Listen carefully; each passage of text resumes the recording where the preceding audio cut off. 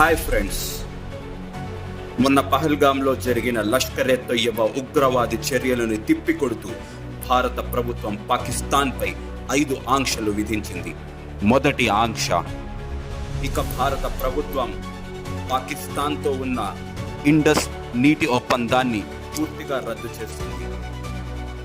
ఈ ట్రీటీ పాకిస్తాన్ మరియు ఇండియాకి మధ్య వరల్డ్ బ్యాంక్ ఆధ్వర్యంలో జరిగింది. దీని ద్వారా west flowing reverse of Indus water పాకిస్తాన్కి మరియు ఈస్ట్ ఫ్లోయింగ్ రివర్స్ ఇండియాకి ఉపయోగపడాలని ఒక అగ్రిమెంట్ ఉంది. కానీ ఇక ఇండియా ఈ అగ్రిమెంట్కి కట్టుబడి ఉండదు. రెండవది, క్లోజింగ్ ఆఫ్ అత్తారి వాగా బార్డర్.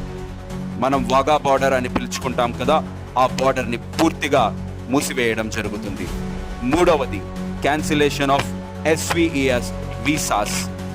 అంటే పాకిస్తాన్ వాళ్ళకి కొన్ని స్పెషల్ వీసాస్ భారత ప్రభుత్వం ప్రొవైడ్ చేస్తుంది. ఇక ఆ వీసాలు పూర్తిగా రద్దు చేయడం జరుగుతుంది. నాలుగవది, పాకిస్తాన్ హై కమిషన్ మన ఢిల్లీలో ఉంది. సో వారిని వెంటనే ఢిల్లీ వీడి వెళ్ళాలి అని మన భారత ప్రభుత్వం నిర్ణయించింది. వారిని పర్సోనా నాన్ గ్రాటాగా గుర్తించింది. ఐదవది, కశ్మీర్లో ఉన్న బార్డర్స్ మరింత కట్టుదిట్టం కాబోతున్నాయి.